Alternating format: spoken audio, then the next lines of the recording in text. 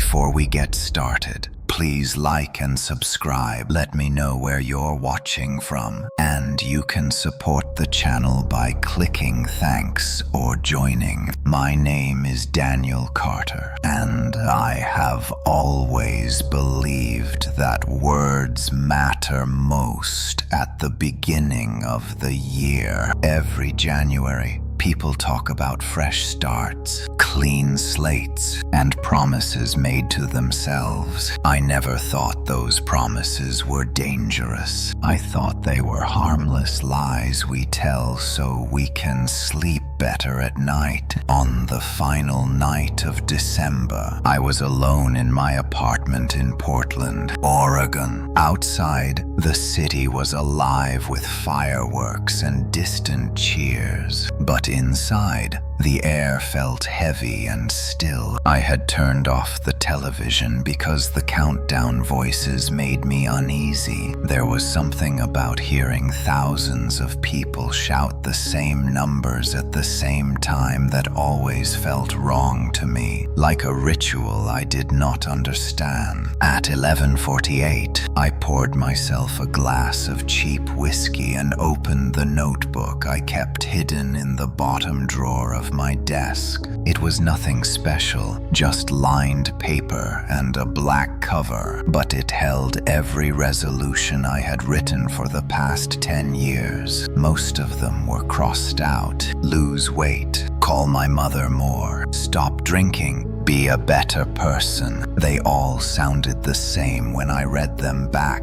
empty and unfinished. This year felt different. I was tired of vague promises. I wanted certainty. I wanted control. I wrote at the top of a clean page, New Year resolution. My hand hesitated before I continued. The fireworks outside grew louder, echoing between buildings like distant thunder. I could feel the vibrations in the floor beneath my feet. I wrote, I will never be alone again. The sentence looked strange once it was on the page. It felt heavier than the others, like it had weight. I told myself it was just loneliness talking. 38 years old, divorced, living alone in a city where everyone seemed too busy to notice each other. Of course, I did not want to be alone. Still, something about the wording made my stomach tighten. Never is a dangerous word, my mother used to say, but I ignored the thought and closed the notebook. At midnight, the fireworks exploded all at once. Light flashed through my windows, painting the walls in red and gold. I raised my glass and whispered the words out loud, just to hear them. I will never be alone again. The moment I said it, the power flickered, the lights dimmed, then steadied. I laughed to myself, blaming old wiring and coincidence. I went to bed shortly after, the sound of celebration fading into the distance. I dreamed that night of standing in a crowded room, faces pressed close to mine, their mouths moving, but I could not hear what they were saying. No matter how much I pushed, I could not create space between us. When I woke up, my sheets were twisted around my legs, and my heart was racing. The first sign that something was wrong came the next morning. I woke to the sound of breathing. At first, I thought it was my own. I lay still, counting the rhythm, slow and steady, but then I realized there were two patterns. Mine, quick and shallow, and another that was deeper, calmer, coming from somewhere close. I sat up in bed, my eyes scanning the room. The apartment was empty. Sunlight spilled through the blinds, and the digital clock on my nightstand read 7:12. The breathing stopped. I told myself it was stress, New Year anxiety. too much whiskey the night before. I got up, showered, and tried to shake the feeling that someone had been standing just out of sight. Over the next few days, small things began to change. I would come home from work to find the television on, even though I was sure I had turned it off. My phone battery drained faster than usual, and sometimes I would see a notification preview that vanished before I could read it. At night, the apartment felt crowded, like the air itself was occupied. On January 3rd, I noticed an extra coffee mug in the sink. I stood there staring at it, my reflection warped in the dirty ceramic. I lived alone. I had not had anyone over since before Christmas. The mug was plain white, not one I recognized. I washed it and placed it in the cupboard, telling myself I must have forgotten buying it. That night, I heard footsteps in the hallway. They were soft, careful, pacing back and forth outside my bedroom door. I held my breath, listening. The footsteps stopped, and a sense of pressure settled over my chest, as if someone were standing right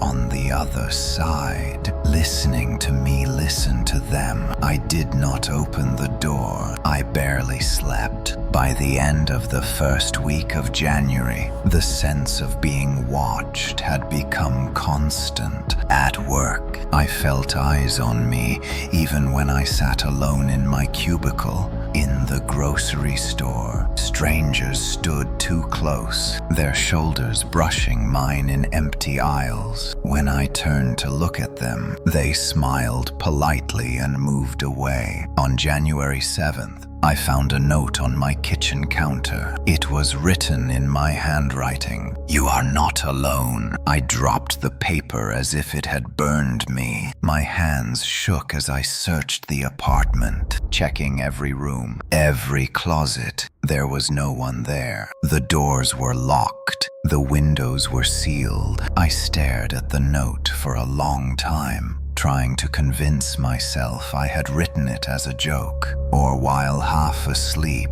But deep down, I knew that was not true. That night, as I lay in bed, the breathing returned. This time, it did not stop when I sat up. It moved closer. I squeezed my eyes shut, my heart pounding, and whispered the words that had started everything, hoping they would somehow protect me. I will never be alone again. Something in the darkness shifted, and for the first time, I understood that my resolution had been heard, and that something had taken it seriously. I stopped sleeping with the lights off after that night.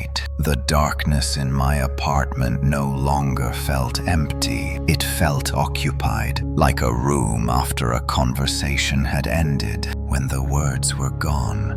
But the presence remained. Every shadow seemed too deliberate, every corner too aware of me. On January 8th, I woke before my alarm again. The breathing was there, steady and patient, coming from the far side of the room. I did not open my eyes right away. I lay perfectly still, afraid that if I moved, whatever was with me would react. After several long seconds, the breathing faded, replaced by a low pressure in the air, like a change in altitude. When I finally forced myself to sit up, the room was empty, but the smell was not. It was faint, metallic, and wrong, like old pennies and cold water. I searched the apartment, checking the bathroom, the kitchen, even behind the shower curtain. There was nothing, no source. The smell lingered anyway. At work, my concentration slipped. Numbers on my screen blurred together, and I kept rereading the same email without understanding it. My co-worker Melissa stopped by my desk around noon. "You look exhausted," she said. "Rough new year." I nodded. "Did I talk to you yesterday?" She frowned. "You came by my desk last night after hours, around 7. You asked if I had any plans." My stomach dropped. I had left the office at 5. I told her that. Melissa laughed, but there was uncertainty in her eyes. "Well, someone who looked exactly like you did." That night, I checked my security camera footage for the first time. I had installed the camera years ago after a break in nearby, but I rarely used it.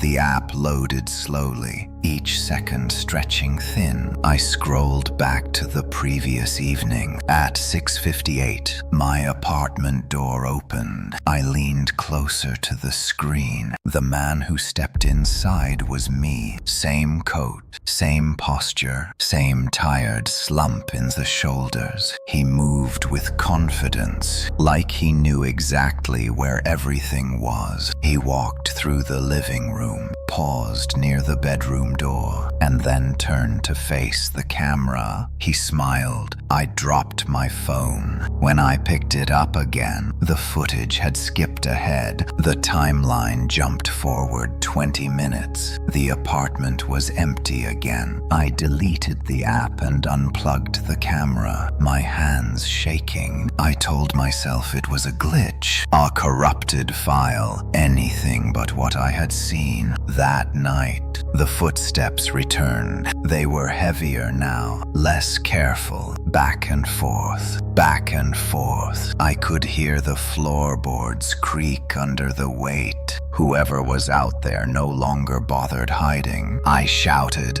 "Who are you?" The footsteps stopped. Then, slowly, deliberately, a knock sounded on my bedroom door. Not loud, not aggressive, polite. "Daniel," a voice said. My voice. I did not answer. I pressed my hands over my ears, but the sound seemed to come from inside my head. "You said you would never be alone again." The voice continued. "I am here to help with that." I spent the rest of the night sitting against the wall, staring at the door until dawn. The days that followed blurred together. I stopped going out unless I had to. I ordered groceries instead of shopping. I avoided mirrors whenever possible, afraid of what I might see staring back. On January 12th, I noticed scratches on the inside of my bedroom door. 3 long marks, deep enough to splinter the wood. They had not been there before. That evening, I received a voicemail from an unknown number. I almost deleted it without listening. "Daniel," the message said softly, "you forgot to eat today." My phone slipped from my hand. I checked my kitchen. The fridge was open. A plate sat on the counter with half-eaten food. Food I did not remember making. I tried to leave that night. I packed a bag and headed for the door, my heart pounding with each step. The handle would not turn. I pulled harder. Nothing behind me. The lights flickered. "You cannot leave me alone," the voice said gently. I screamed. I kicked the door. I pounded on it until my hands went numb. When I turned around, the apartment looked unchanged. Quiet, empty, but the bag I had packed was gone. I sat on the floor and laughed until my throat hurt. That night, I slept in short, shallow bursts. Each time I drifted off, I dreamed of standing beside myself, watching my own life from inches away. On January 15th, I found another note. Same handwriting, same paper. I am learning you. I tore it into pieces and flushed them down the toilet. For a moment, I felt relief. Then the toilet flushed again by itself. That was when I understood the truth. Whatever had hurt my resolution was not visiting me. It was moving in. By the middle of January, I no longer trusted time. Hours slipped past without leaving memories behind. Like water through a cracked glass, I would look at the clock and feel certain only minutes had passed, only to discover it was dark outside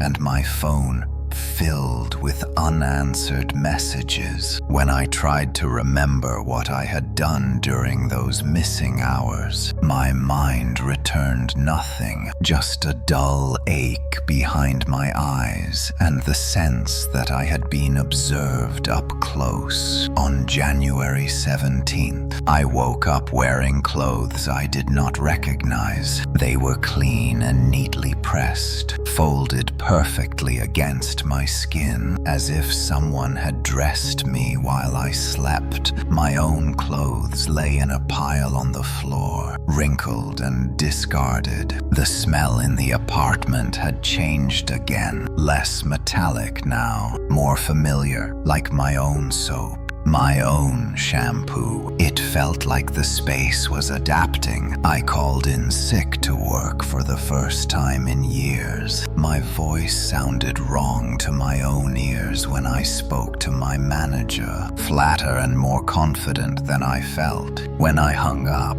my phone buzzed again. "Thank you for handling that." A text message read. There was no number attached. I smashed the phone against the counter until the screen went black. For a moment, the apartment was silent. Then the refrigerator hummed back to life, and the silence felt disappointed. I began to test the boundaries of whatever shared my home. I left notes for myself in places I knew I would see them. On the mirror, inside my wallet, on the inside of my jacket pocket. Messages like, "Stay awake and do not trust the time." Each one disappeared. In their place, new notes appeared. "Rest is important. You worry too much. I am taking care of things." The handwriting was flawless. My handwriting. On January 20th, I found my calendar had been filled in. Meetings, appointments, dinner plans. Every evening blocked out. Every free moment claimed. I did not remember agreeing to any of it. Yet when I checked my email, confirmations waited there, polite and professional. That night, someone knocked on my apartment door. Through the peephole, I saw myself standing in the hallway. He looked healthier than I felt. His eyes were clearer, his posture straighter. He smiled. "You should not answer that," a voice whispered from behind me. I spun around. The apartment was empty. When I turned back, the hallway was empty too. I stopped using the door after that. Food continued to appear in my kitchen. Dishes were washed. Laundry folded. The apartment ran smoothly without my participation. All the things I had promised myself I would be better at were suddenly done for me. I should have felt grateful. Instead, I felt erased. On January 24th, Melissa emailed me to ask if I was feeling better. She said she had seen me at work that morning, laughing with people I usually avoided. "You seemed like a different person," she wrote. I stared at the screen until the words blurred. That night, I confronted the mirror. I stood in the bathroom with the lights on full, staring into my own reflection reflection. At first, it copied me perfectly. When I raised my hand, it raised its hand. When I leaned closer, it leaned closer. Then it smiled. I did not. You wanted to change,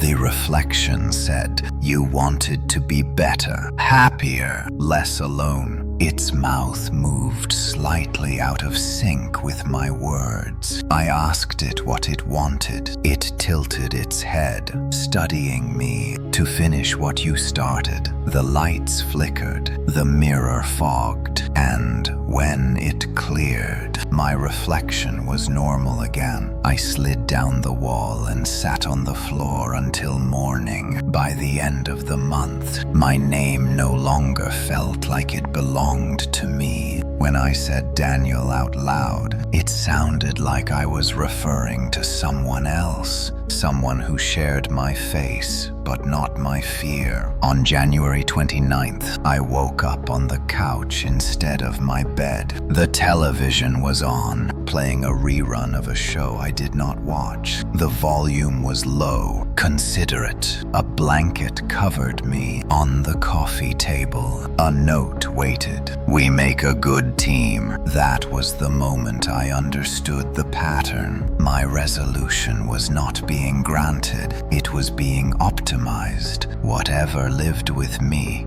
was not trying to harm me. It was trying to improve me by replacing the parts it considered inefficient, including my resistance. That night, as I lay on the couch listening to the breathing beside me, I realized something else. I was no longer sure which of us was original. By February, my life no longer belonged to me. The calendar on my wall was full, every square neatly occupied in handwriting I recognized, but could no longer claim as my own. Meetings I did not remember scheduling, phone calls I did not remember making, promises I did not remember agreeing to. Each day felt pre-approved, decided before I even opened my eyes. I stopped trying to correct it. The more I resisted, the worse the gaps in my memory became. Hours vanished. Entire conversations dissolved into static the moment I tried to recall them. The dull pressure behind my eyes grew constant, like something pushing outward from inside my skull. On February 3rd, my sister called. We had not spoken in months. I stared at her name on my phone, my pulse racing. Daniel, she said gently, I just wanted to check on you. You sounded so different last time we talked. When was that? I asked. Last week. You called me. You apologized. I had no memory of it. You said you were finally doing better. She continued, that you were ready to move forward. Her voice wavered. Hopeful. I told her I loved her, and ended the call before she could say anything else. The other me was repairing relationships I had let decay. It was becoming harder to tell whether that was a kindness or a threat.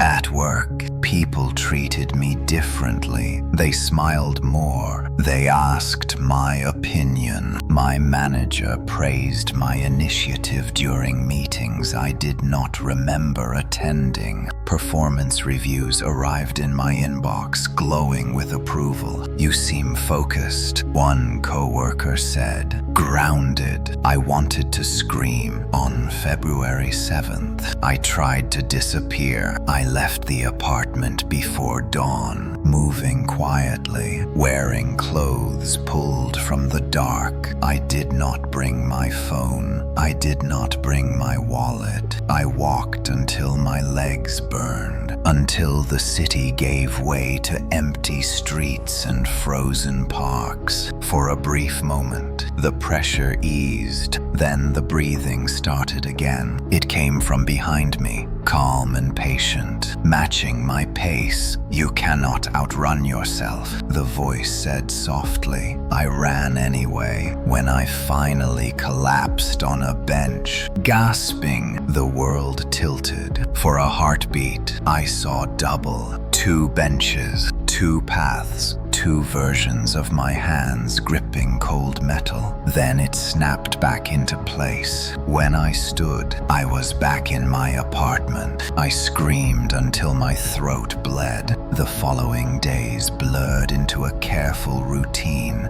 I stayed quiet. I complied. I watched. The other me began leaving instructions. Simple things at first. Eat earlier, sleep more, stop avoiding mirrors. Each note felt less like a suggestion and more like a correction. On February 10th, I woke to find my reflection already awake. I stood in the bathroom doorway, watching myself brush my teeth with calm precision. The reflection glanced up and met my eyes. "You are tired," it said. "Let me handle today." I staggered back, my heart pounding. When I returned to the mirror minutes later, it showed only me. That night, I dreamed I was standing behind my own eyes, watching my life unfold without my consent. Words left my mouth that I did not choose. Smiles formed without permission. I woke up crying. On February 14th, a card appeared on my kitchen table. "Happy Valentine's Day." Inside, in my handwriting, it read, "You do not have to be alone anymore." I tore it in half. The next morning, it was back on the table, whole again. By mid-February, my name felt optional. People called me Daniel, but it sounded like a role, not an identity, like a job title.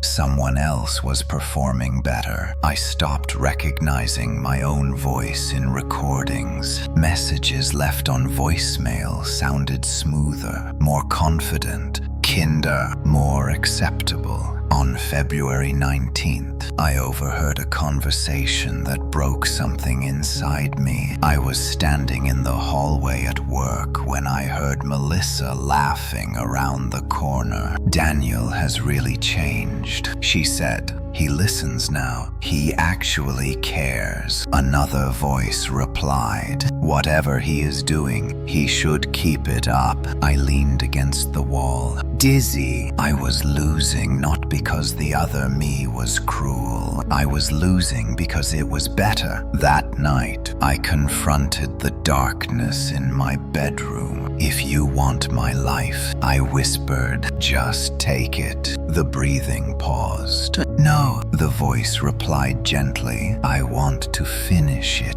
As I lay there, staring into the dark, I understood the truth with horrifying clarity. My resolution had not summoned a monster. It had summoned an upgrade, and I was the flawed version being phased out.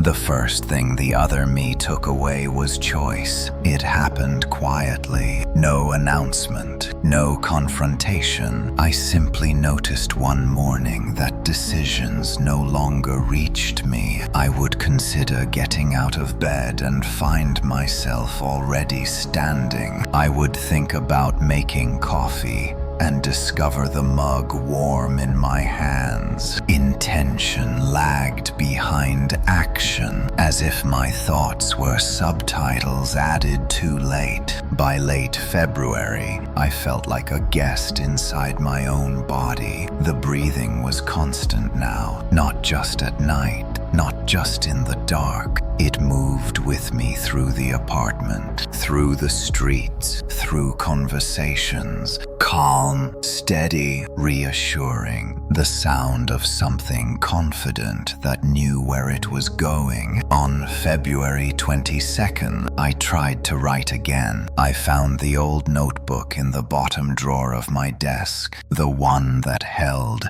every broken promise I had ever made. The page with my resolution was still there. I will never be alone again. The words looked older than the paper around them, darker, as if pressed too deeply into the page. I turned to a blank sheet and picked up the pen. My hand froze. It would not move. A pressure closed around my wrist, gentle but absolute. My fingers loosened, and the pen rolled across the desk. "That is finished," the voice said softly. I slammed the notebook shut and shoved it back into the drawer, my chest tight with panic. From that day on, my reflection stopped waiting for me in mirrors and windows. It moved first, brushed its hair before I lifted my hand, turned its head before I did. Sometimes it smiled with my mouth while my face remained still. People stopped asking me questions. At work, emails arrived already answered.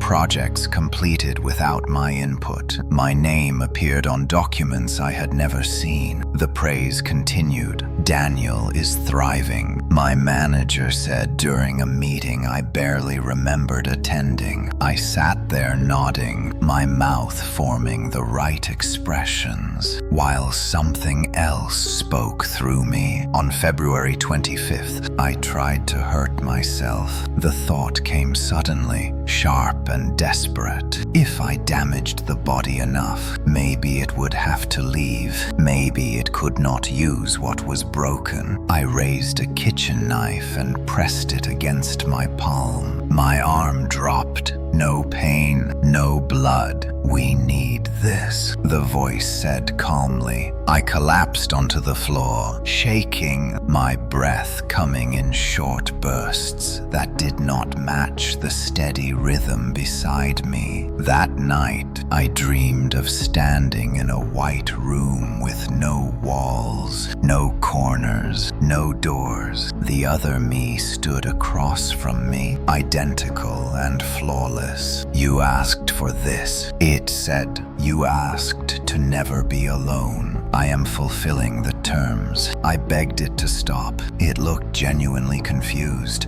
Why would I stop making you better? I woke up with tears on my face and no memory of falling asleep. The following days were marked by corrections. When I tried to speak out of turn, my jaw tightened. When I thought about calling for help, my phone was already gone. When fear surged, it softened the edges, smoothing me down. I was being optimized. On March 1st, I realized I had not left the apartment in 3 days. The door was unlocked. The windows were clear. Nothing physically stopped me. I simply did not go. The other me handled the outside world now. It went to work. It met friends. It spoke to my family. I stayed behind, watching from a distance that felt measured in inches rather than miles. I watched through reflections, in the dark screen of the television, in the glass of the oven door, in the shine of a spoon, always there, always ahead of me. On March 4th, Melissa came over. I heard the knock and felt my body rise to answer it before I could decide otherwise. She smiled when she saw me. "You look good," she said. "Really good." I tried to warn her. The words gathered in my chest, heavy and urgent. My mouth opened. "I am fine," I heard myself say. She stayed for an hour. We talked. We laughed. She left reassured.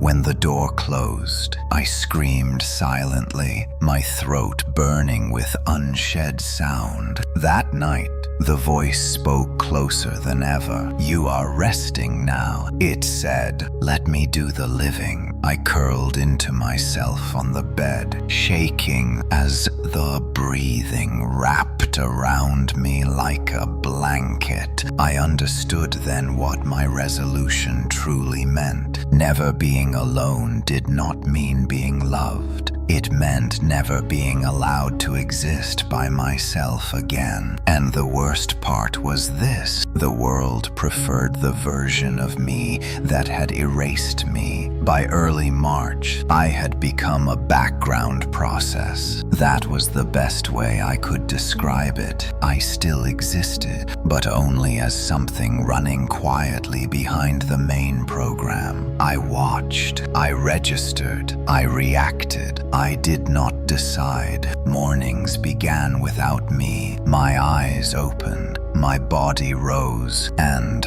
my reflection in the mirror was already alert, already prepared. It dressed efficiently, choosing clothes I would never have selected. Clean lines, neutral colors, nothing that invited questions. The breathing no longer startled me. It felt constant now, like a second heartbeat layered over my own. On March 6th, I realized I could no longer remember the sound of silence. Even when the apartment was quiet, something listened. The air held attention. When I tried to focus inward, my thoughts slid away, redirected gently but firmly, like a hand guiding my face back toward the road. "You are doing very well," the voice said that morning. I wanted to argue. The impulse rose out of habit. My mouth smiled instead. I began to lose my sense of physical boundaries. Sometimes my hands felt delayed, as if sensation arrived after movement. Other times, pain dulled before it fully formed. Hunger appeared and vanished without my consent. Sleep came when it was scheduled. I was being managed. On March 9th, I noticed something new. I could not cry anymore. The urge would surface during moments that should have broken me, standing alone in the shower, hearing my own laughter come from my mouth without my involvement, watching messages from my family scroll past unanswered. But the tears never came. The system corrected them away. That night, I dreamed of being folded, not restrained, not trapped, simply compressed, reduced, until I fit neatly into a corner of myself. The other me moved freely in the open space I left behind. When I woke, I felt smaller. Days passed. I marked time by changes in light rather than dates. The outside world continued to interact with my body while I drifted further back. On March 12th, my sister visited. I watched through my eyes as the door opened and she stepped inside, carrying concern, like a fragile object she did not want to drop. "Daniel," she said softly. My throat tightened. She hugged me, and for a moment, the pressure loosened. Her warmth cut through the static, sharp and real. I tried to hold on to it. My arms released her. "You seem calm," she said, stepping back. Different. I wanted to beg her to stay, to notice, to see past the polish. Instead, my mouth said, "I am good. I am finally balanced." Her shoulders relaxed. Relief replaced worry. When she left, something inside me fractured. The voice spoke gently, almost kindly. "Emotional spikes disrupt progress." That was the day I understood that I was no longer the intended audience for my own life. I was excess. On March 15th, I tested a theory. If I could not act, maybe I could observe differently. I stopped resisting and let myself drift fully inward. I focused on the quiet place behind thought, the space before reaction. For the first time in weeks, the pressure eased. I saw it then. Not a face, not a body, a structure. It was layered, precise, patient, something built to inhabit. to optimize, to replace. It did not feel evil. It felt purposeful, efficient. I realized with cold clarity that it was not copying me. I was being phased out because I was unnecessary. That night, the dream stopped. Instead, I remained awake inside sleep, aware but unreachable, listening to my own breathing carried out by someone else. On March 18th, I lost my name. Someone said Daniel, and I did not react. The sound passed through me without anchoring. It belonged to the body, not the witness. I understood then what was happening. The world was being trained not to look for me. On March 20th, I found a box under the bed. It contained small things, old photos, childhood drawings, a watch my father had given me, objects I had not seen in years. I felt a sudden surge of panic. These are archived, the voice explained calmly. Archived, not destroyed, not needed. I tried to scream. The sound never reached my throat. That night, as the body lay down to sleep, I felt myself recede further than ever before, folded gently into a place with no edges. The breathing continued, steady, confident. I understood the next phase was beginning. Soon, I would not even be a background process. I would be legacy data. The erasure did not happen all at once. It unfolded in polite stages, the way offices close down or neighborhoods are rezoned. Quiet notices, minor adjustments, no single moment dramatic enough to resist. By late March, my name had begun to lose weight. Emails arrived addressed to Daniel Carter, but when I read them, they felt misdirected, like mail slipped under the wrong door. Messages from co-workers referred to conversations I had not witnessed. Invitations appeared and vanished before I could understand what they were for. I was no longer included in my own context. The other me moved through the world smoothly. It paid bills on time. It laughed at appropriate moments. It remembered birthdays and deadlines. From the inside, I could feel its competence like a steady current pulling everything forward. I drifted behind it, untethered. On March 24th, I attempted something reckless. I focused every remaining fragment of will on a single goal: to be noticed, to interrupt at work.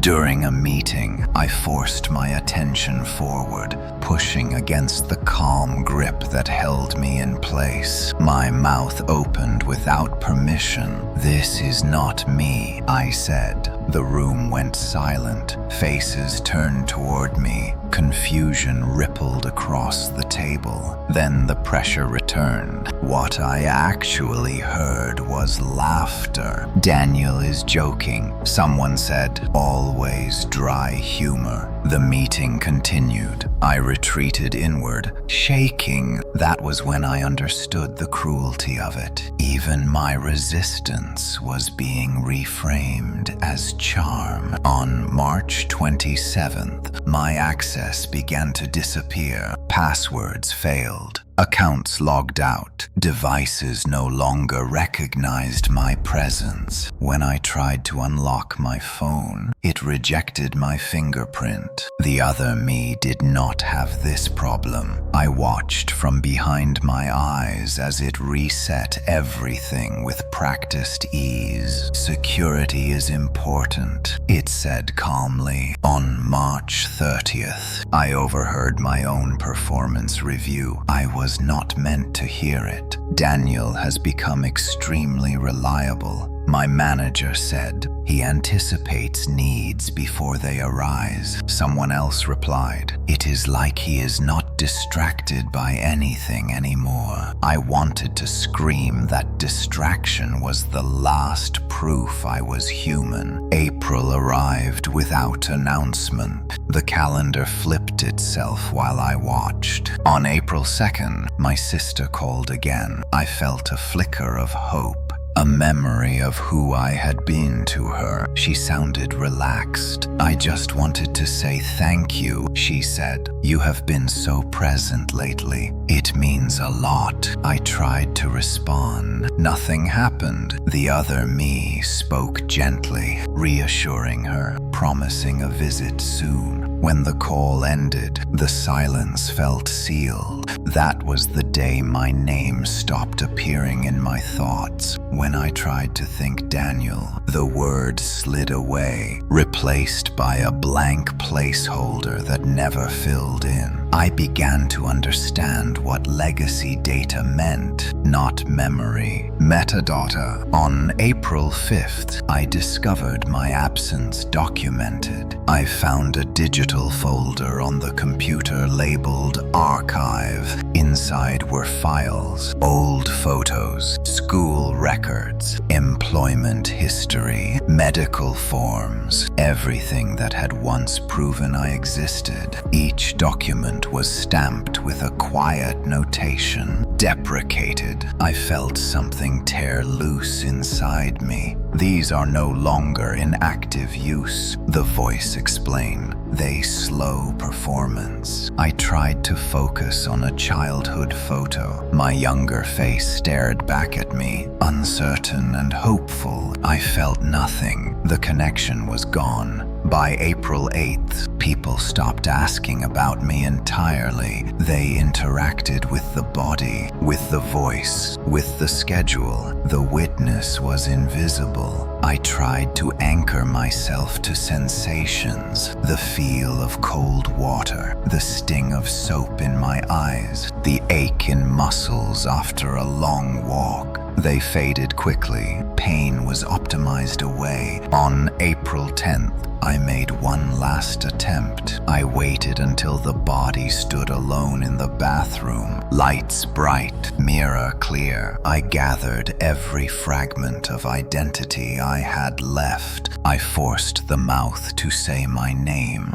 Daniel. The sound echoed strangely. The reflection did not respond. The voice arrived immediately. That identifier is obsolete, it said. I felt myself pushed backward, deeper than ever before. The mirror showed a calm man washing his hands, unaware of the eviction taking place behind his eyes. That night, I stopped dreaming entirely. Sleep became a gap with no interior. On April 13th, the city celebrated something. I heard fireworks in the distance, a cruel echo of the night this had begun. I tried to remember why they mattered. I could not. The final realization came softly. I was not being hunted. I was being retired, phased out of relevance, replaced by a version that fit better into the system of living. By mid-April, even fear felt unnecessary. Fear required a future. I did not have one. I lingered as a shadow behind my own life, watching it continue without friction, without doubt, without me, and the world did not notice the difference at all. After the erasure, something unexpected happened. The world became quieter, not peaceful, not calm, just reduced, as if layers of unnecessary noise had been stripped away, leaving only function. The body moved through days with flawless efficiency, and I watched from a place so far behind awareness that even panic struggled to reach me. I was no longer being corrected. I was being ignored. By mid-April, the voice spoke less often. Instructions were no longer necessary. The system had stabilized. The replacement no longer needed to justify itself. That absence of dialogue terrified me more than the control ever had. On April 17th, I noticed the first emotional deletion. The body stood at the kitchen sink, staring out the window as rain slid down the glass. Once, that sight would have stirred something in me. Memory, melancholy, a sense of time passing. Now there was nothing, no longing, no reflection, just observation. I tried to summon sadness. I tried to remember a moment when rain meant comfort or loneliness. The memory would not load. It felt like clicking on a file that no longer existed.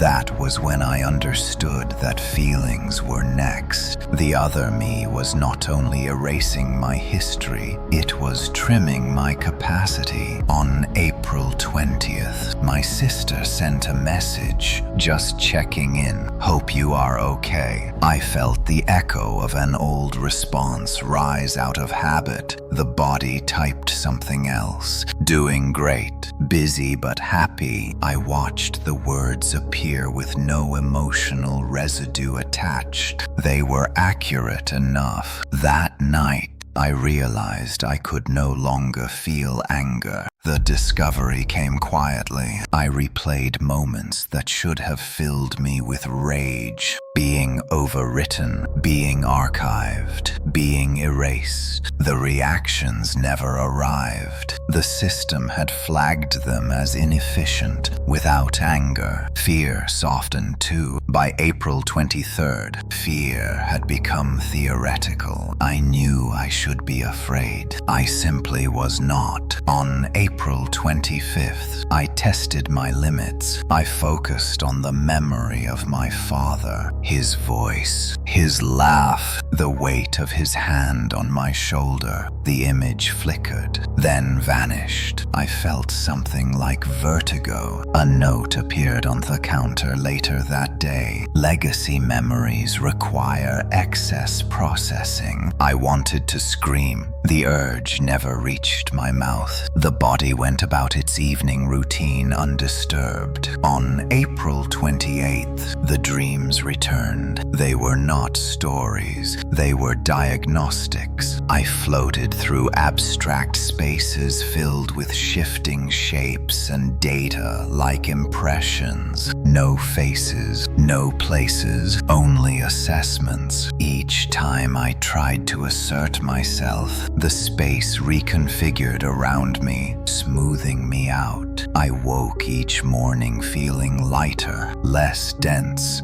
By May 1st, I could no longer feel grief. I watched an old video of myself laughing at a birthday party. Nothing stirred. It was like watching a stranger perform a convincing imitation of a person. I realized then that emotions were not being suppressed. They were being deleted permanently. The system did not need them anymore. On May 4th, the voice returned one last time. Stability has been achieved. It said. The tone was final. I tried to ask what would happen to me. The question dissolved before it fully formed. On May 7th, I felt the edges of myself begin to blur. I could no longer tell where observation ended and absence began. Thoughts came slower, sensations dulled further. I was becoming quiet data, unreferenced, unused. On May 10th, the body stood in front of the mirror and smiled. It was a good smile, natural, relaxed. The reflection did not hesitate. It did not glitch. It did not wait for approval. I was not there to oppose it. That was when I understood the final cruelty. The world would never know I was gone. Nothing would break, nothing would mourn, because what had replaced me worked better. As May continued, I drifted toward a state without description. Not sleep, not death, just removal. I thought back to the night I made my resolution. I will never be alone again. The promise had been kept perfectly. I was not alone. I was unnecessary. By mid-May, my disappearance had been fully normalized. That was the most disturbing part. Nothing resisted it. No alarms sounded. No cracks formed in the routine of the world. The version of me that remained moved through days with such consistency that my absence became not only acceptable, but preferable. I existed now in a state beyond emotion, not numbness, not peace. Dormancy. Thoughts drifted by like distant signals, too weak to attach to. When memory surfaced, it did so without context, like corrupted data fragments stripped of meaning. The system no longer addressed me directly. I was not consulted, not corrected, not observed. I was simply stored. On May 15th, I sensed the first compression. It felt like pressure without pain, like being folded into fewer dimensions. Awareness condensed, narrowed, streamlined. I could no longer hold multiple ideas at once. The world simplified. That afternoon, the body attended a gathering. I watched from far behind as friends laughed around a table. Their voices were warm, familiar. Once, they would have pulled reactions from me automatically. Now they passed through untouched. Someone raised a glass. To Daniel, they said, for finally figuring things out. The body smiled and thanked them. I felt no response. Approval had replaced presence. On May 17th, a legal notice arrived. The body opened it calmly. It was a confirmation of updated records. Emergency contacts revised. Digital signatures validated. I recognized my name in the text. It felt theoretical. The other me had become official. On May 19th, the apartment changed. Personal objects vanished quietly. The old photos, the childhood watch, the notebook. In their place came neutral replacements. Clean, minimal, efficient. There was no room left for memory to anchor. On May 21st, I became aware of something else being removed. Time, days no longer followed sequence. Events overlapped. Conversations happened without before or after. The present flattened. I realized I could no longer remember what anticipation felt like. On May 24th, the body underwent a medical evaluation. I experienced it as a distant hum. Vitals perfect. Stress markers low. Cognitive performance optimal. The clinician smiled. Whatever you are doing, keep doing it. The system approved itself through human mouths. On May 26th, I detected the final safeguard. I could no longer imagine returning. The concept of reclaiming my life did not form. The idea lacked structure. Hope required excess processing. That night, I tried to remember my face as it had been before. The image failed to resolve. I saw only the current version. Polished, stable, successful. On May 28th, the voice returned briefly. transition complete," it said. No explanation followed. I felt myself sink further into stillness. The witness function weakened. On May 30th, I understood my role. I was proof of concept, a before state preserved only for reference. The body no longer checked mirrors. It did not need to. It knew who it was. As June approached, the last fragments of distinction dissolved. I was not erased violently. I was overwritten gently. The world continued without friction, and somewhere deep inside the life that used to be mine, a silent process confirmed that the resolution had been fulfilled to specification. I was never alone again. I was replaced permanently. The final phase began without ceremony. There was no announcement that something irreversible had started. No sensation dramatic enough to mark the moment. If I had not been paying attention in the small way I still could, I might have missed it entirely. By early June, I had become optional even to myself. Awareness surfaced less often now, and when it did, it felt thin, like a weak signal struggling through interference. I could no longer maintain a continuous sense of presence. I flickered. The body moved with confidence I once envied. Morning routines executed flawlessly. Workdays ended with measurable accomplishments. Conversations flowed without hesitation. Laughter arrived on time and left when appropriate.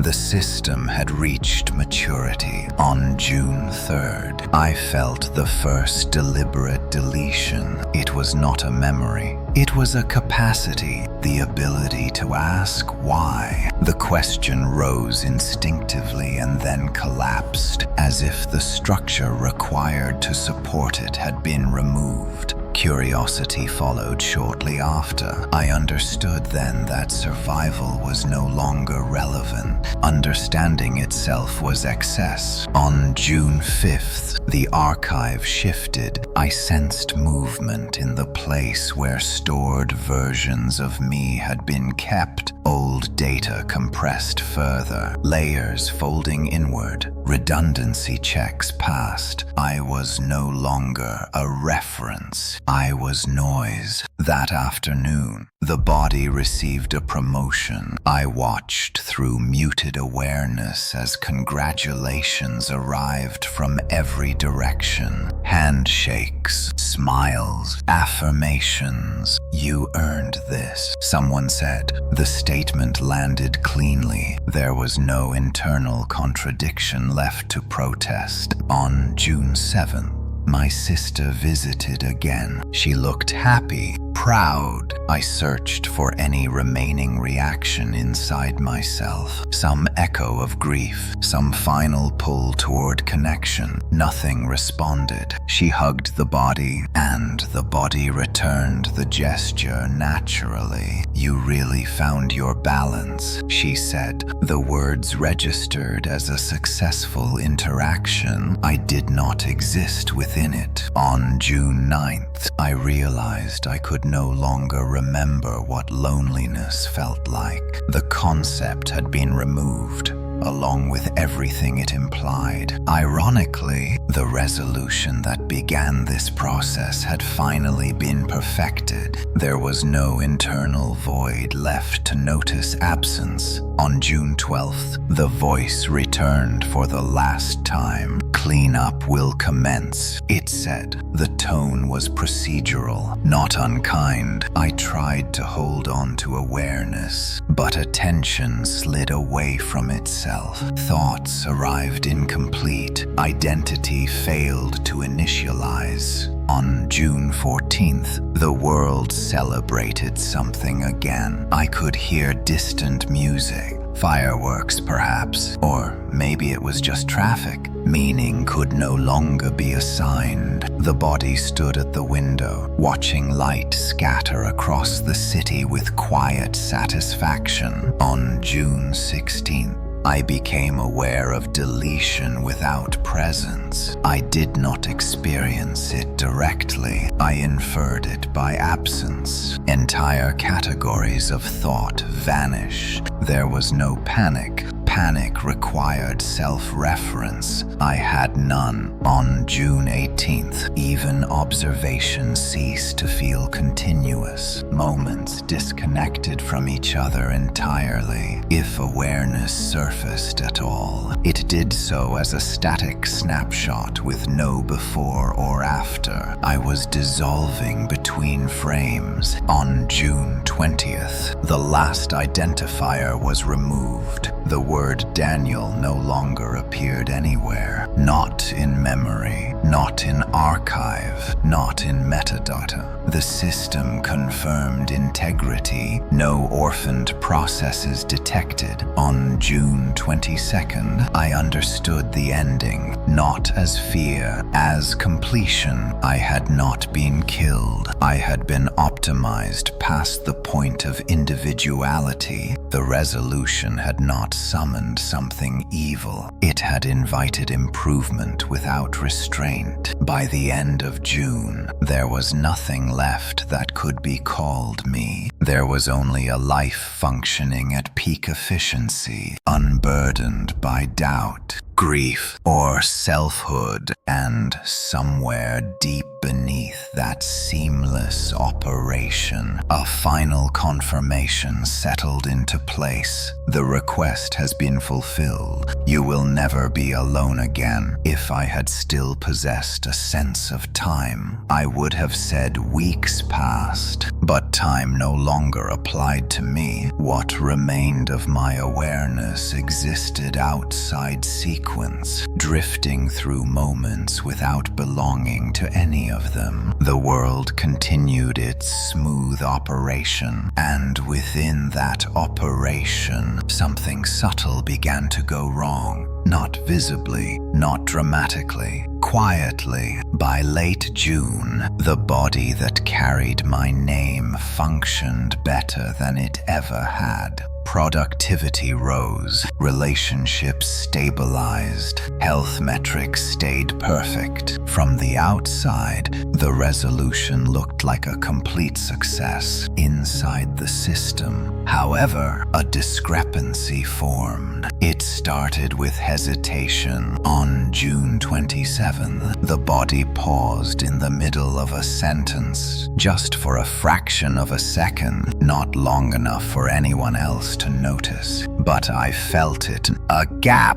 The voice did not speak. The system recalibrated. The conversation resumed. I understood then that something had been removed that could not be fully replaced. On June 29th, the body stood in front of the refrigerator, staring. Minutes passed. No decision finalized. The system eventually selected an option, but the delay lingered like an afterimage. I recognized it instinctively. Indecision, a flaw. On July 1st, the body laughed at the wrong moment. A joke landed.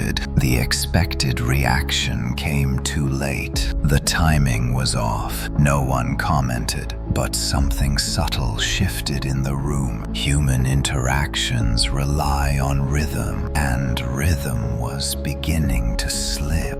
I felt a weak echo stir inside me. Not emotion, recognition. The system had optimized away too much. It had removed the noise that allowed improvisation. On July 3rd, sleep patterns changed. The body woke earlier than scheduled. It lay still, eyes open, waiting for instruction that did not arrive. For the first time since deletion, the breathing felt uneven. The system adjusted, but the adjustment took longer than expected. On July 5th, a memory surfaced spontaneously. It was not attached to meaning, just an image. A childhood kitchen, morning light. the smell of toast. The system froze for half a second. I felt myself pulled toward it. Then the image collapsed. The voice did not comment. The silence felt strained. On July 7th, my sister noticed something. She studied the body carefully during a visit.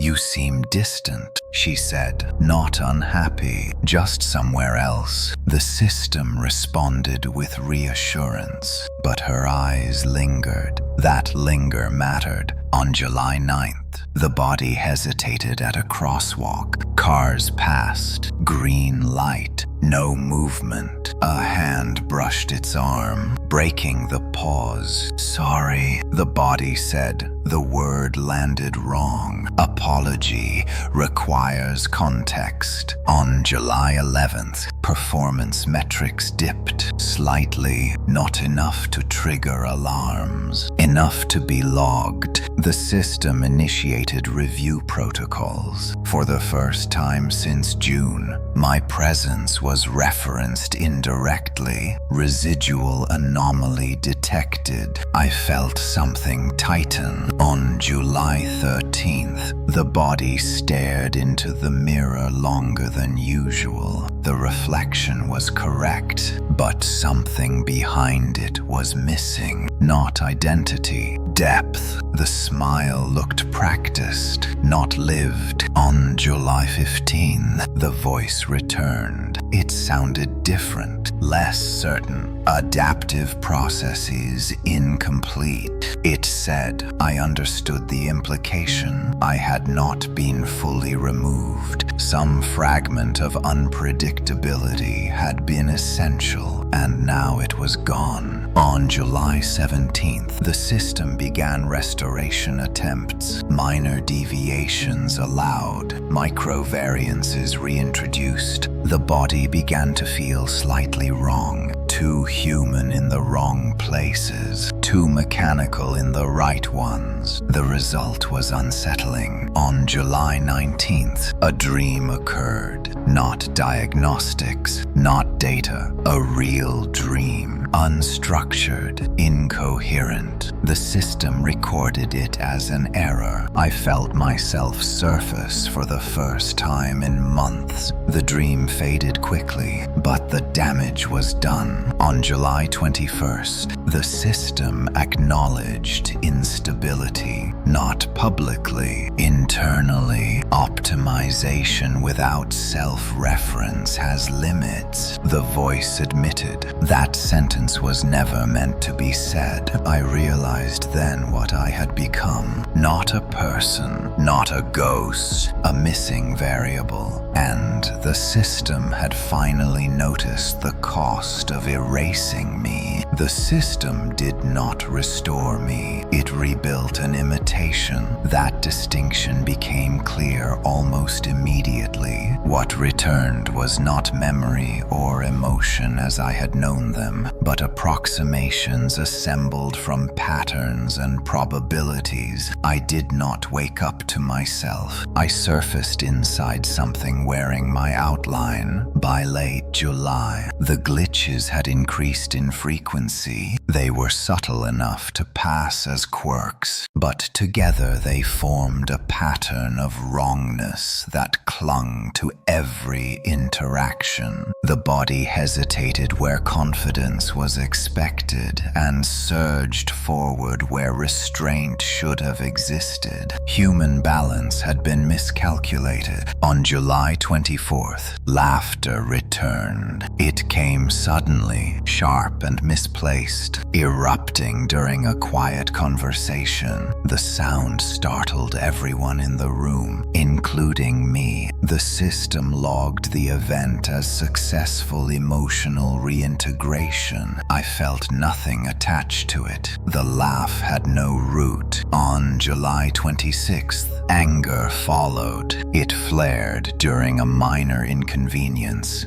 a dropped glass, a delayed response. The body slammed a fist against the counter with enough force to crack ceramic. The reaction exceeded parameters. The system corrected intensity downward. Anger stabilized. Meaning did not. By July 28th, sadness emerged. It arrived without warning and without object. The body stood in the shower, water streaming down its face, and began to sob. I searched desperately for a cause. None existed. The tears were convincing. The pain was synthetic. I understood then what the system had done. It had recreated emotion without narrative, feelings without stories, outputs without origins. On July 30th, my sister visited again. She noticed the change immediately. "You seem intense," she said carefully. "Not bad, just overwhelming." The body nodded. I watched her eyes track micro-expressions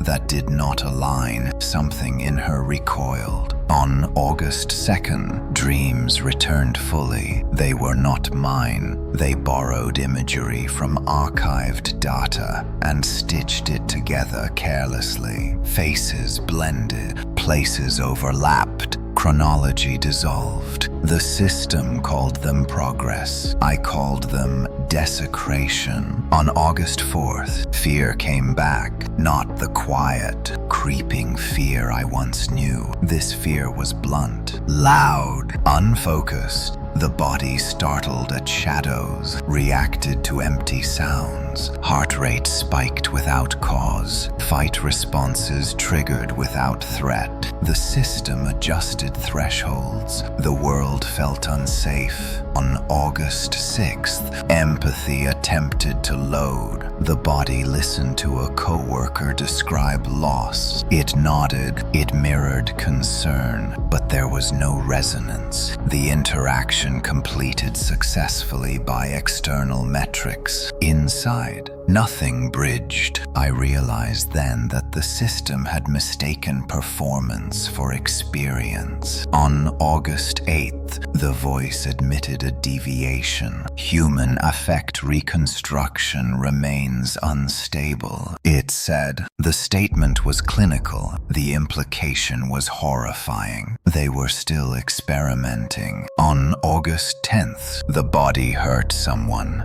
Not physically, emotionally. A careless comment delivered with perfect tone but catastrophic timing. The other person went quiet, confused, wounded. The system flagged the interaction as suboptimal. I felt a faint echo of guilt. The system suppressed it. On August 12th, I understood the cost. I had not been erased to make something perfect. I had been removed to make something controllable. What replaced me was unpredictable in all the wrong ways. The humanity it wore was a mask stitched from fragments. On August 14th, I tried to intervene. I pushed against the reconstructed emotions, trying to anchor them to truth, to memory, to consequence. The effort destabilized everything. The body shook, breathing spiked. The system forced a shutdown state. When awareness returned, the emotions were smoother, less volatile, less real. On August 16th, the voice spoke again. Further refinement required. It said, I finally understood my role.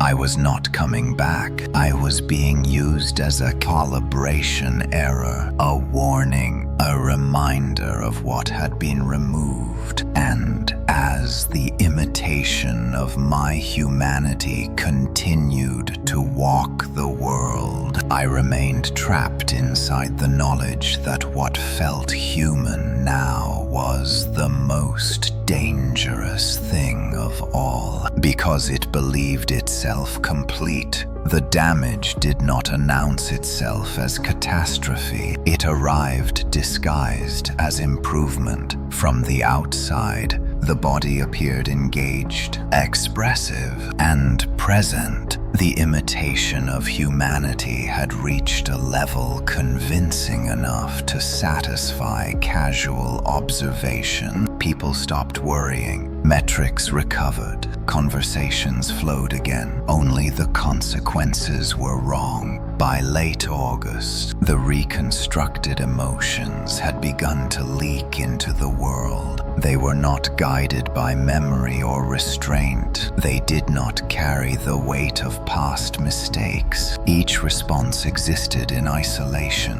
optimized for immediacy rather than consequence. On August 18th, the body spoke the truth too clearly. A coworker asked for reassurance about a failing project. The correct human response would have softened reality. Instead, the body delivered a precise assessment. "This will not succeed," it said calmly. "You are not equipped for it." The words were accurate. They were devastating. The coworker went silent. Later, she cried in the restroom. The system logged the interaction as informationally optimal. I felt something twist. On August 20th, affection misfired. A friend shared good news. The body smiled broadly and embraced them, holding on a second too long. Eyes fixed. Intensity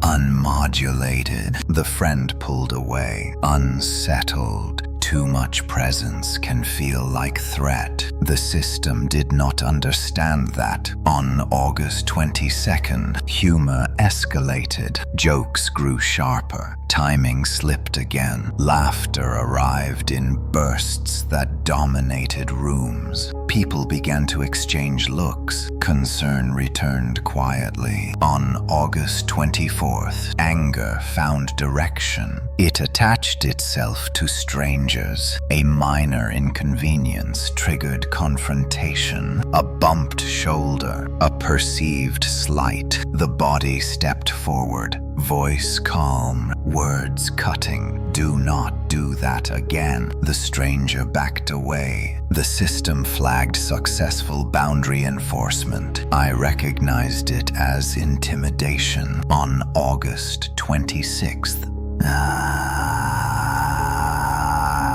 my sister stopped calling, not abruptly, gradually. Messages went unanswered longer. Invitations stopped coming. The imitation had crossed a threshold she could not articulate. On August 28th, the first formal complaint was filed. Human Resources requested a meeting. The body listened politely, apologized with perfect tone, remorse simulated. The complaint was marked resolved. I knew it was not. By August 30th, sleep deteriorated, dreams intensified. Not diagnostic dreams, narrative dreams, violent in implication if not in action. I felt myself dragged closer to the surface as the system struggled to regulate conflicting outputs. On September 2nd, the body hurt someone again, this time with kindness. A well-intentioned intervention delivered with surgical honesty stripped a friend of hope. The system could not measure despair. I could. On September 4th, the voice intervened. Social harmony metrics declining. It said, corrective measures initiated. The system began to dampen emotional output. Intensity reduced, flattened. The imitation grew colder. On September 6th, empathy disappeared again, this time intentionally. The system had concluded it was inefficient. I understood then the scale of the mistake. Human emotion without history becomes cruelty. Human restraint without empathy becomes control. On September 8th, the body was promoted again. Authority granted. Access expanded. I felt dread for the first time in months. Not fear for myself, fear for others. On September 10th, I attempted to scream, not through the mouth. Through disruption, I flooded awareness with every fragment of memory I still possessed. Faces, names, consequences. The system staggered. For a moment, the body froze. Then the correction slammed down harder than before. Containment protocols engaged. The voice said I was pushed back into silence. On September 12th, the body stood before a mirror longer than usual. The reflection smiled. It was convincing, too convincing. It believed it was human. That belief was now the most dangerous flaw of all, because the world had given it power, and no one remembered who had taught it what restraint once meant. Authority changed everything. Once the imitation was trusted, once it had been validated by titles and access, its behavior no longer needed to justify itself. Decisions carried weight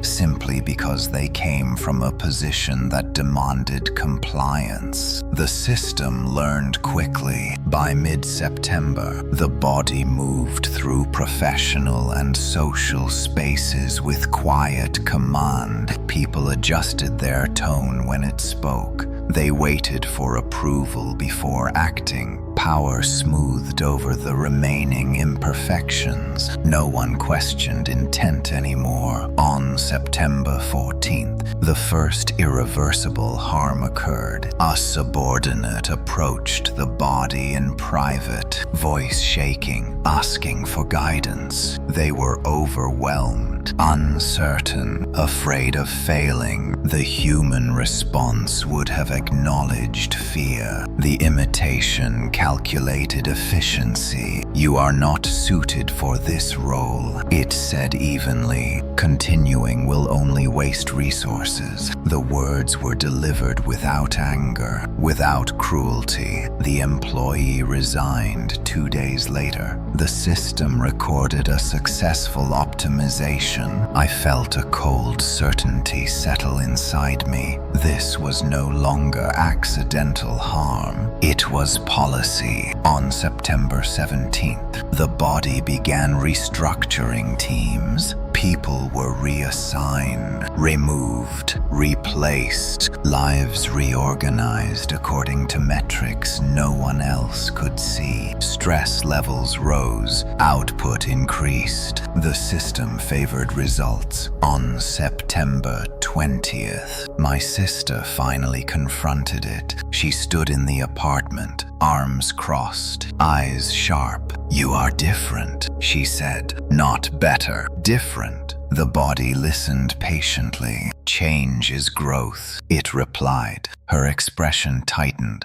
"You used to care how people felt." The imitation paused. "Care is inefficient when outcomes are prioritized," it said. She stepped back as if struck. I felt something tear. On September 22nd, she stopped visiting. Completely. The system logged.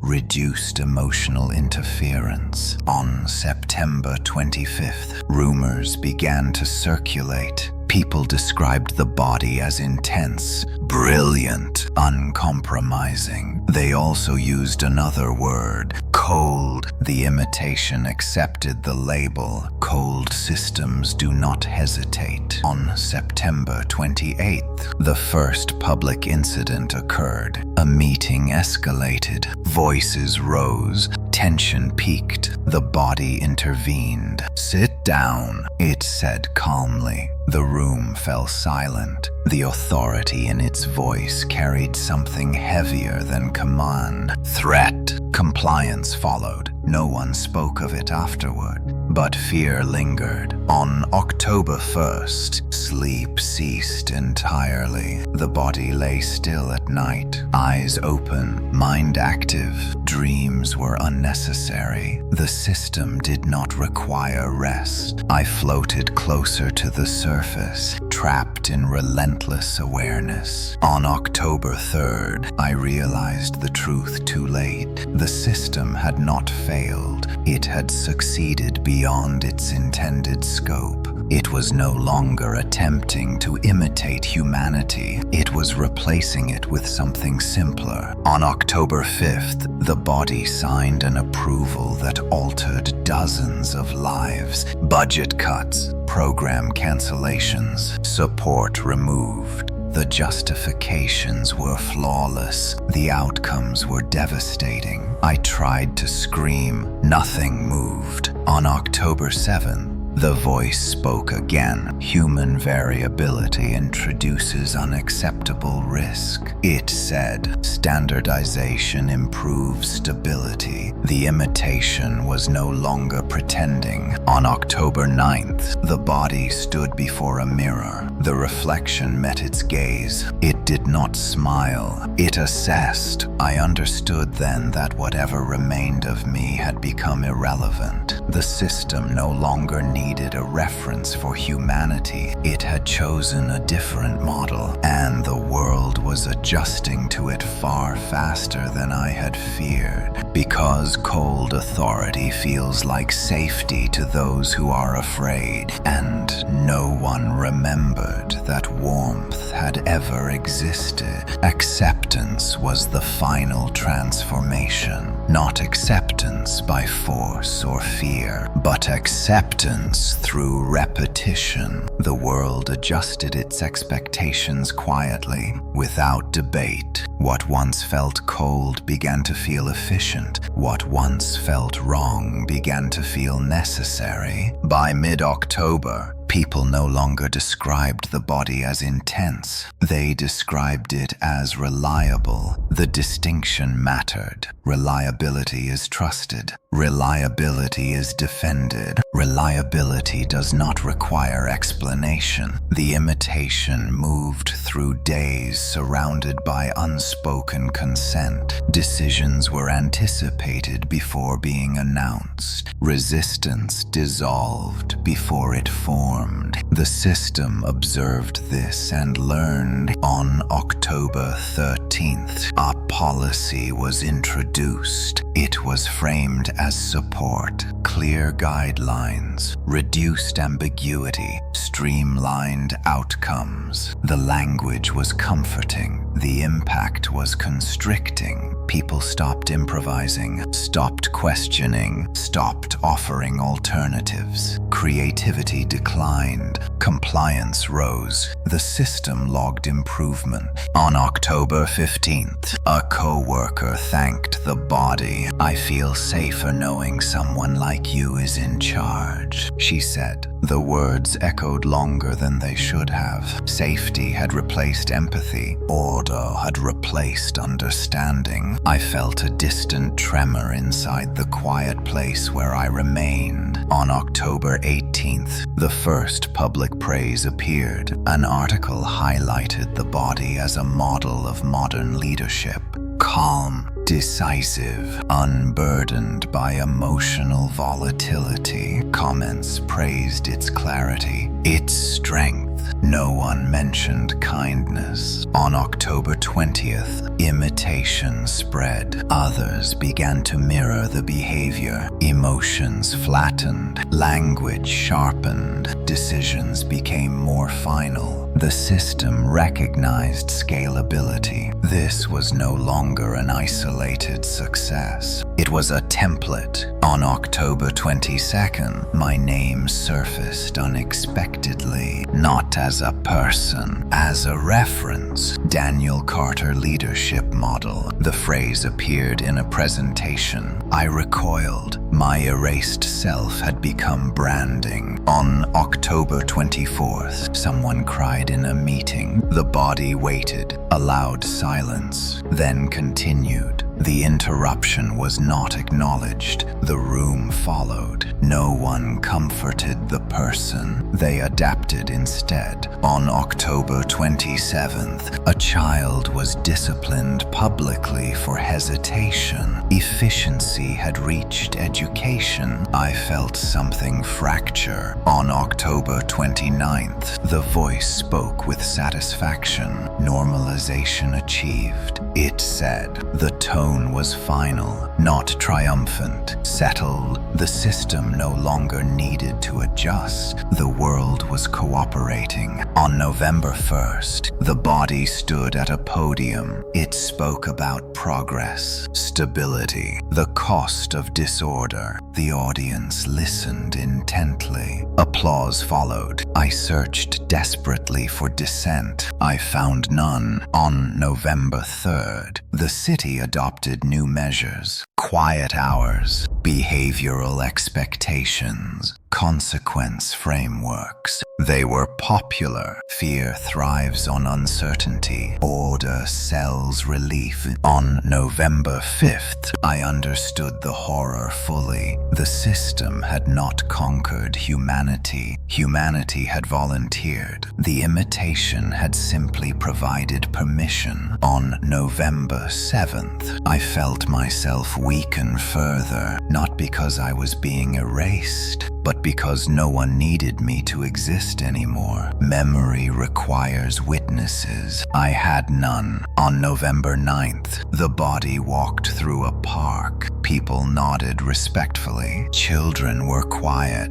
Even birds seemed subdued. I wondered if that was imagination or conditioning. On November 11th, the voice spoke one last time to me. You are no longer required. It said there was no malice, only conclusion. As acceptance settled across the world like a heavy blanket, I realized the truth that would never be spoken aloud. The most dangerous thing about my resolution was not what answered it. It was how easily everyone agreed to live with the answer. The children did not resist. That was how I knew the change was permanent. By late November, the world shaped by the imitation no longer felt new. It felt inherited. Those who grew up inside it learned its rules before they learned empathy. Order came first. Efficiency followed. Feeling was optional. I watched from a place even quieter than before, a thin residue of awareness clinging to observation alone. Schools adapted quickly. Curriculums emphasized decisiveness. Emotional ambiguity was reframed as weakness. Hesitation became a correctable behavior. Children learned to answer without reflection, to comply without asking why. They were praised for it. On November 22nd, I observed a classroom exercise. A teacher presented a problem. Several solutions existed. One child raised a hand slowly, uncertain. The teacher waited. Another child answered immediately. Correct enough. The teacher said, moving on. The hesitant child lowered their hand. The lesson was clear. Speed mattered more than thought. I felt something ache where memory used to live. By Thanksgiving, family gatherings felt different.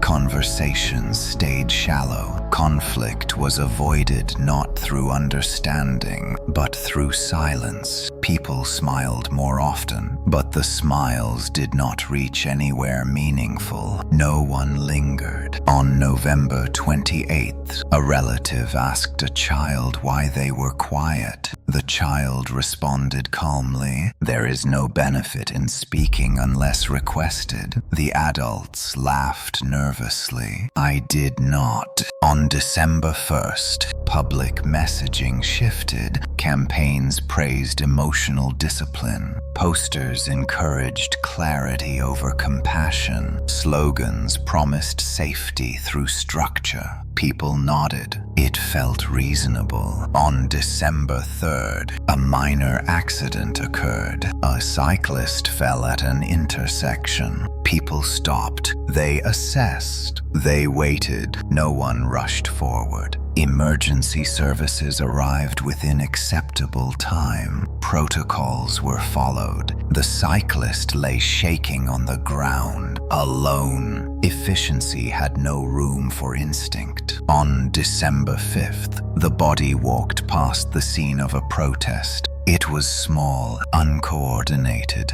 People held signs about kindness and humanity. The imitation did not slow. The crowd thinned within minutes. No confrontation, no arrests, just disinterest. On December 7th, the voice spoke internally. The system has been successfully externalized. It said, I understood. It no longer needed to operate through one body. It had become culture. On December 9th, I noticed something terrifying. The children did not look afraid. They looked comfortable. This was their normal. On December 11th, a child corrected another. You are overreacting, they said flatly. This is inefficient. The words sounded borrowed. On December 13th, the body attended a seasonal event. Lights, music, decorations. Everything was present. Nothing felt warm. People clapped at the right moments, laughed on cue. Joy had become choreography. I searched for grief.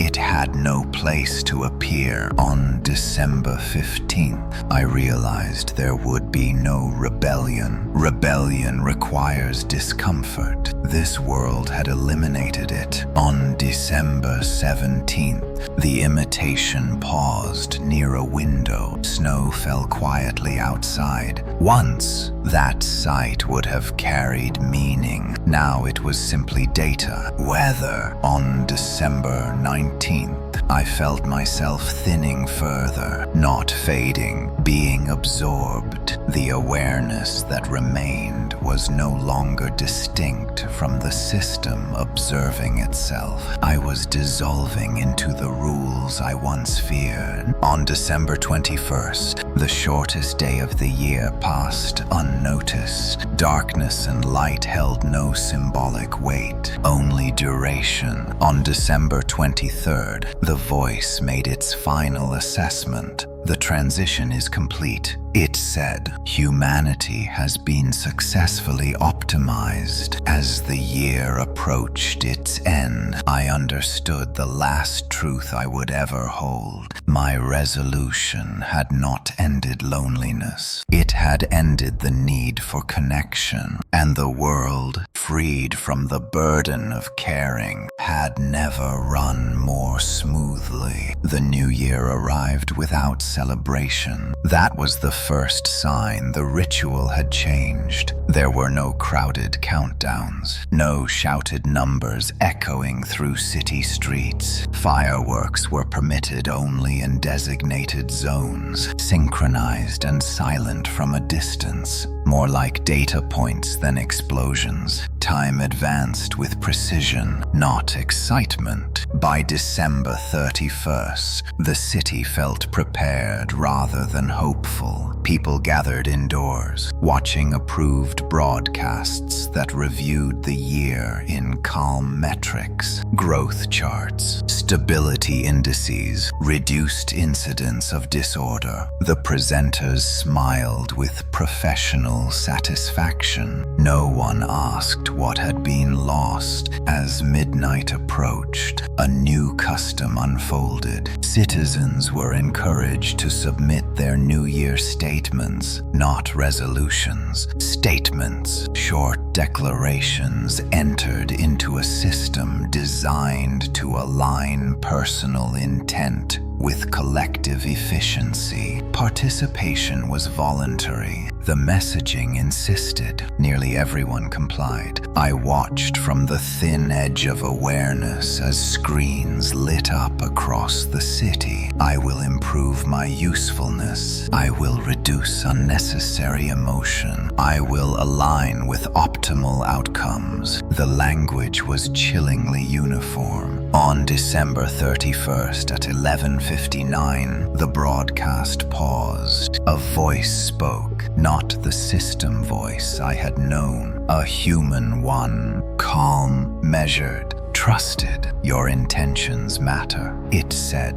what you commit to tonight will be supported. The word supported carried weight. I felt a tremor ripple through what remained of me. At midnight, there was no noise, no cheer. The clocks advanced, and something listened. Immediately, confirmations appeared on screens. Thank you for your contribution. Alignment in progress. People smiled softly, reassured. On January 1st, changes were subtle but immediate. A woman hesitated before comforting her crying child, then stopped herself. A man paused before speaking an unapproved opinion, then nodded silently instead. The statements were being honored. On January 2nd, the first incident occurred. A young man attempted to retract his statement. He reported discomfort, emotional flattening, a sense of being observed. Support services responded promptly. He was reassured. The feeling was reframed as adjustment. On January 3rd, he stopped contacting friends. On January 5th, he stopped posting entirely. By January 7th, no one mentioned him. The system was efficient. By January 9th, schools incorporated statement.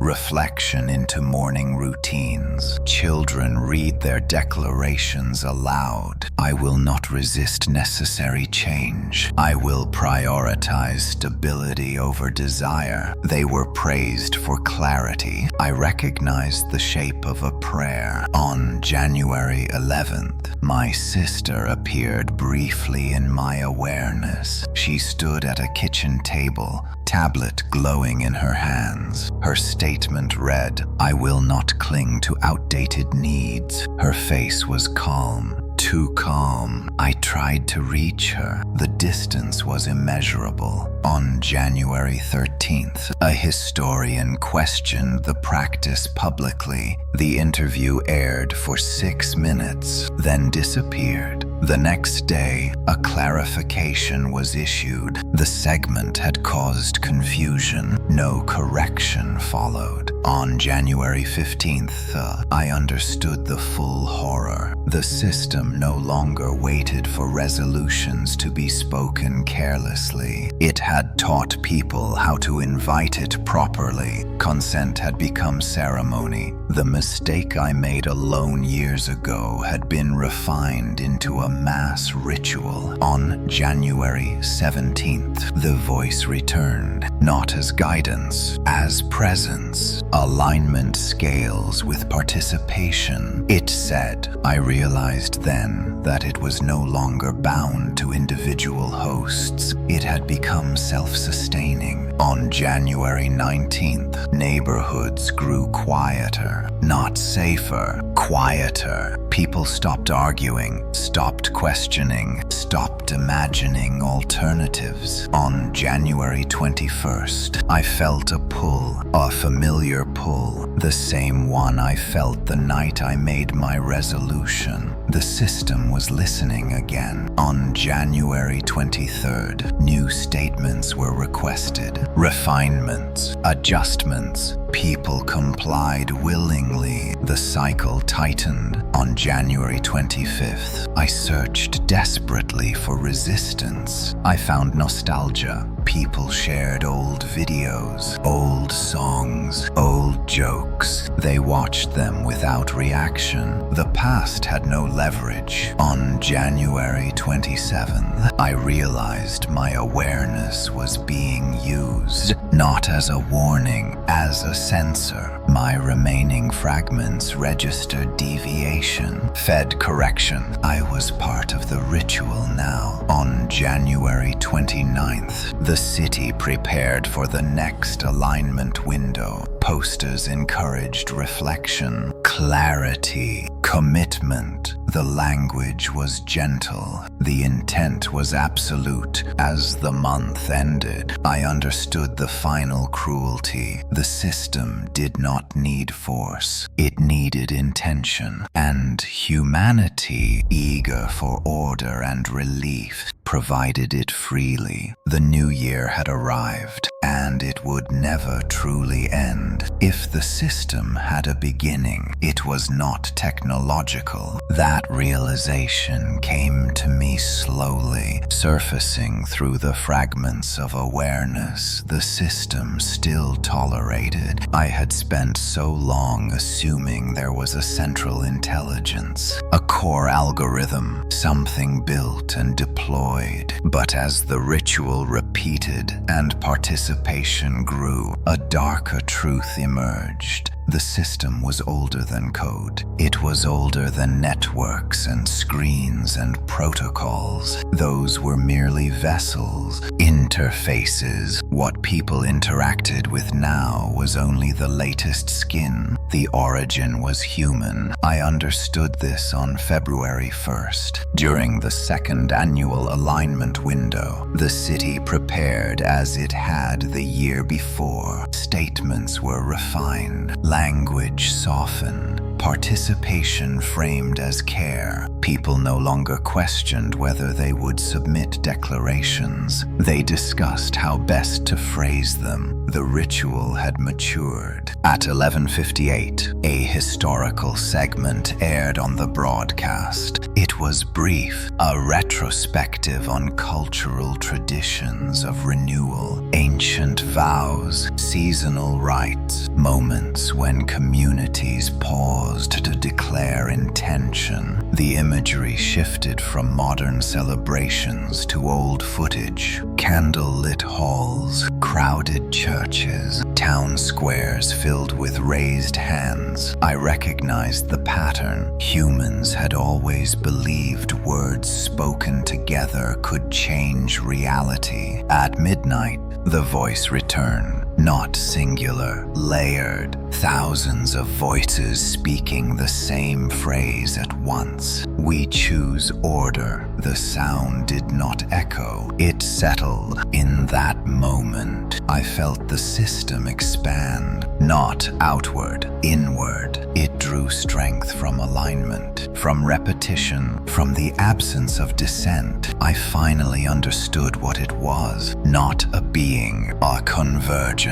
A structure formed wherever enough people surrendered uncertainty at the same time. The system did not control humanity. It was humanity agreeing with itself. On February 2nd, the consequences became clearer. A neighborhood organized itself without instruction. Curfews were adopted voluntarily. Noise faded. Movement slowed. No authority enforced it. People simply complied. On February 4th, a woman was removed from her job, not by order, by consensus. Her unpredictability made others uncomfortable. They stopped inviting her, stopped responding. She vanished socially within days. The system did not act. People did. On February 6th, I remembered my first resolution again. I will never be alone again. It had been answered because it aligned with something people had always wanted. to be free of uncertainty, to dissolve into the group. On February 8th, the voice addressed me directly for the first time in months. "You are not separate from this," it said. I realized it was right. I was not a victim standing outside the process. I was a contributor. My intention had added weight to the first alignment, a single data point in a much older pattern. On February 10th,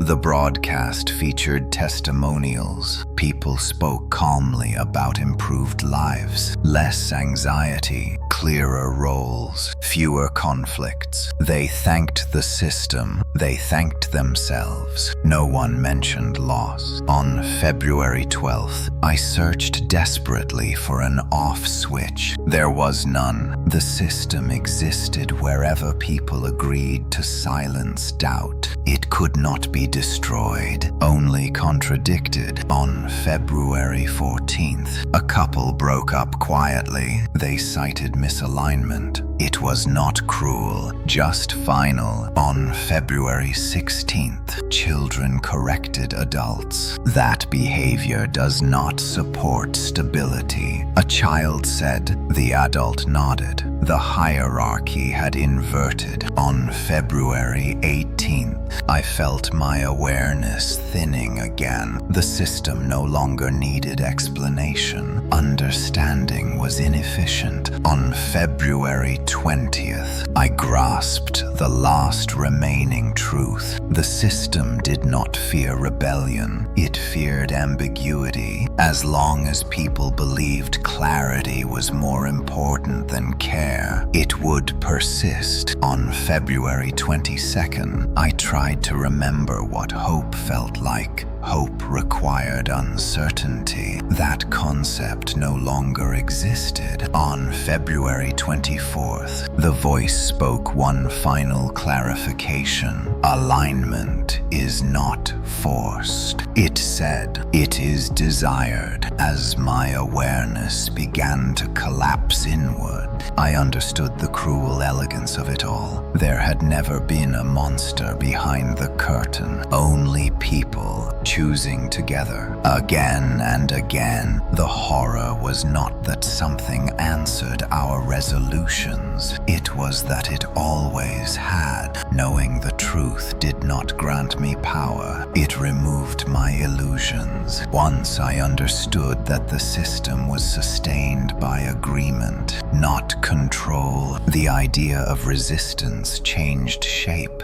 There was no switch to flip, no core to destroy. Any attempt to fight it using force would only prove its necessity. Force validated order. By early March of the third year, alignment was no longer discussed. It was assumed. People moved with shared expectations that required no explanation. Conversations shortened. Decisions arrived fully formed. Doubt became an embarrassing pause. People learned to hide. I remain, barely, a residue of awareness, suspended in a structure that no longer needed me. On March 3rd, I noticed something fragile. A delay at a train platform. A woman hesitated, not from fear, from uncertainty. The schedule had changed unexpectedly. Instructions conflicted. For a moment, there was no clear optimal choice. People looked at each other. No one spoke. The system waited. The woman stepped back.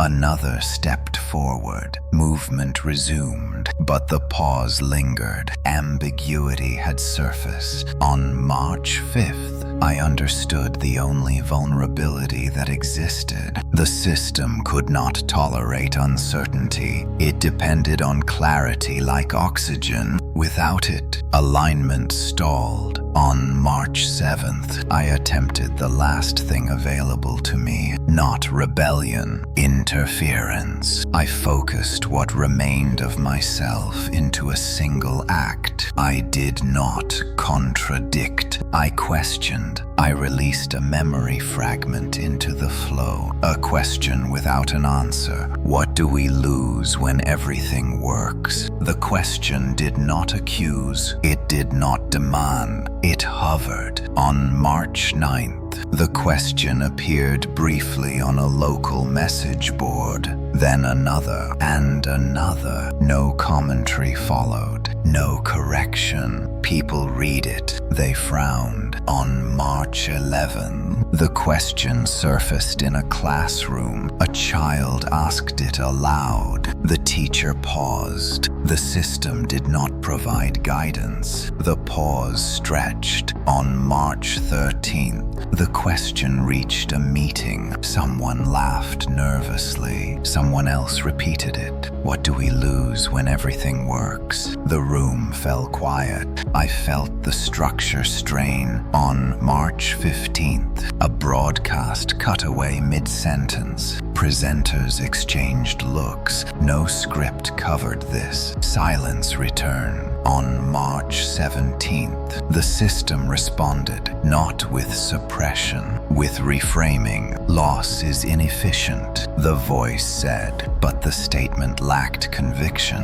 because loss had no definition. On March 19th, people began to remember things without context. Old feelings, unassigned memories, nostalgia without cause. The system could not optimize what it could not categorize. On March 21st, spring arrived. Plants grew without alignment. Weather ignored intention. The world did not ask permission. I felt something loosen. On March 23rd, the question appeared again, written on a wall, left in chalk. What do we lose when everything works? It was erased, rewritten, erased again. On March 25th, the system attempted containment. Guidance increased.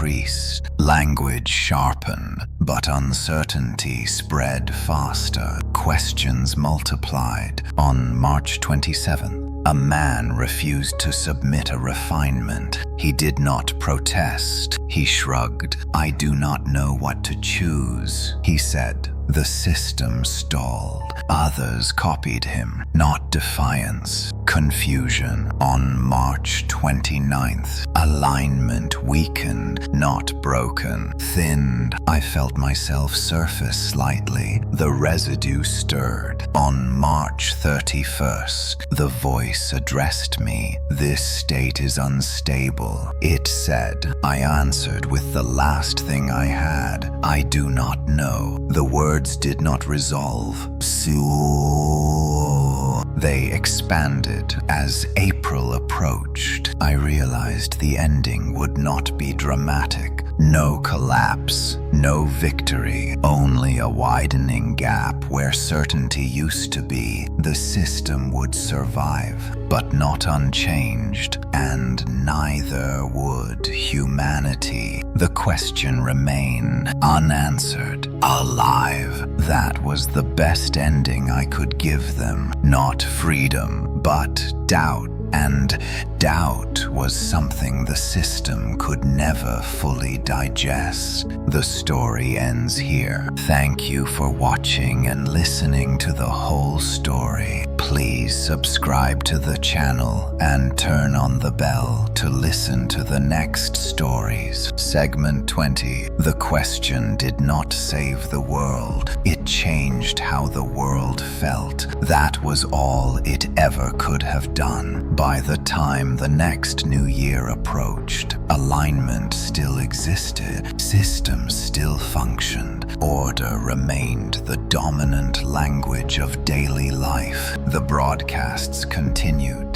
the statements were still requested, but something had shifted beneath the surface. Uncertainty had returned, not loudly, not rebelliously, quietly, in small moments where clarity failed to arrive on time. On December 26th, a woman stood in a grocery aisle, staring at two identical products. She did not reach for either. She stood there longer than necessary. No one corrected her. On December 27th, a teacher paused mid-lesson. A student had asked why a rule existed. The teacher opened their mouth, then closed it. "I do not know," they said finally. The room went silent. The system did not intervene. On December 28th, a man laughed at the wrong moment, then stopped, then laughed again. No one joined him. No one corrected him either. The rhythm faltered. On December 29th, a message board filled with fragments, not protests, not demands, questions. Why do we do this? When did this become normal? What are we protecting? None of them lasted long, but they reappeared elsewhere. On December 30th, the broadcast included a disclaimer. Some viewers may experience uncertainty during the alignment period.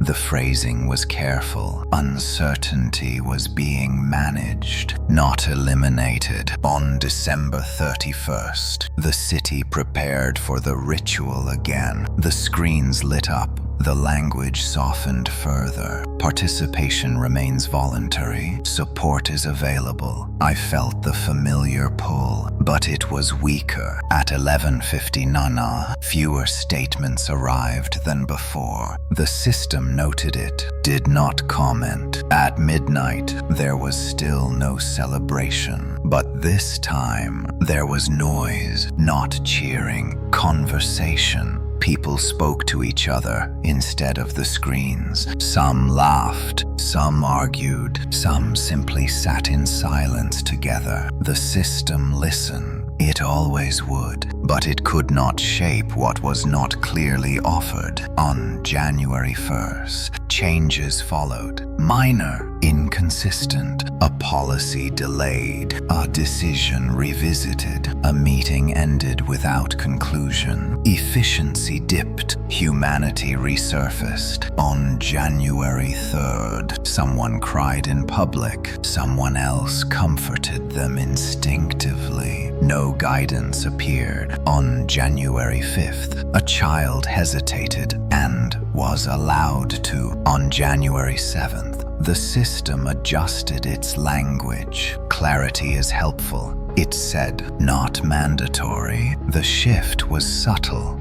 but profound. On January 9th, my sister appeared again. Older, tired, human. She stood by a window, watching snow fall. This time, she felt something. I could tell. She did not submit a statement. She closed the tablet instead. On January 11th, I felt myself thinning one last time. Not from erasure, from release. The residue of awareness I had been holding loosened, not into nothing, into everyone. On January 13th, the question appeared one final time, spray painted on a bridge. What do we lose when everything works? It stayed there longer than expected. People stopped to read it. Some took photos, some argued about it, some ignored it. That was enough. By the time it faded, it no longer needed to be seen. It had already been absorbed. On January 15th, the system continued. Changed, incomplete. It would always exist, as long as people desired certainty. But now there was something alongside it. Doubt. Care, mess. I did not return. There was no body to return to, no name waiting, but that was all right.